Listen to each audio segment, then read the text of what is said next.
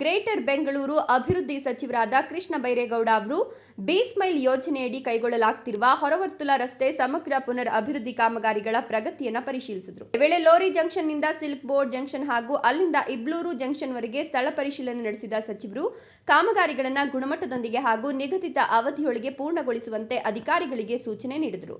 B-smile ಯೋಜನೆಯಡಿ silk board ಜಂಕ್ಷನ್ನಿಂದ Baiyappanahalli metro ನಿಲ್ದಾಣದವರೆಗೆ 17.1 ಕಿಲೋಮೀಟರ್ ಉದ್ದದ ಹೊರವರ್ತುಲ ರಸ್ತೆಯನ್ನು ಸಮಗ್ರ ಹಾಗೂ ವಿಶ್ವದರ್ಜೆಯ ನಗರ ಮೂಲಸೌಕರ್ಯ ಹೊಂದಿದ ಆಧುನಿಕ ರಸ್ತೆ ಮಾರ್ಗವಾಗಿ ಅಭಿವೃದ್ಧಿಪಡಿಸುವ ಗುರಿ ಹೊಂದಲಾಗಿದೆ.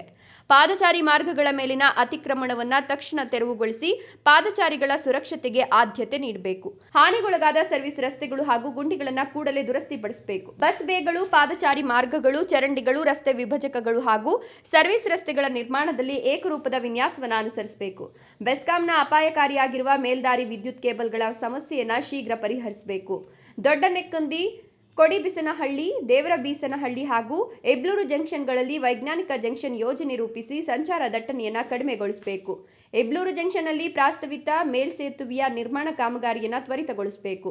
ವಿವಿಧ ಇಲಾಖೆಗಳ ಯುಟಿಲಿಟಿ ಲೈನ್ಗಳ ಸ್ಥಳಾಂತರ, ರಸ್ತೆ ಅಗಲೀಕರಣ, ಮಳೆ ನೀರು ಕಾಲುವೆ ಅಭಿವೃದ್ಧಿ ಹಾಗೂ ಬೆಳ್ಳಂದೂರು ಇಕೋಸ್ಪೇಸ್ ಸಮೀಪ ಸ್ಕೈ ವಾಕ್ ವಿಸ್ತರಣೆ ಕಾಮಗಾರಿಯನ್ನು ಶೀಘ್ರ ಪೂರ್ಣಗೊಳಿಸುವಂತೆ ಸೂಚಿಸಿದರು. ಈ ಯೋಜನೆ ಪೂರ್ಣಗೊಂಡ ಬಳಿಕ ಹೊರವರ್ತುಲ ರಸ್ತೆ ಸಂಚಾರ ವ್ಯವಸ್ಥೆ, ಪಾದಚಾರಿ ಸೌಲಭ್ಯ, ಮಳೆ ನೀರು ನಿರ್ವಹಣೆ ಹಾಗೂ ನಗರ ಮೂಲಸೌಕರ್ಯದಲ್ಲಿ ಮಹತ್ವದ ಸುಧಾರಣೆ ಕಂಡುಬರಲಿದ್ದು, ಬೆಂಗಳೂರಿನ ಪ್ರಮುಖ ಸಂಚಾರ ಮಾರ್ಗವು ವಿಶ್ವದರ್ಜೆಯ ನಗರ ರಸ್ತೆ ಮಾದರಿಯಾಗಿ ರೂಪುಗೊಳ್ಳಲಿದೆ.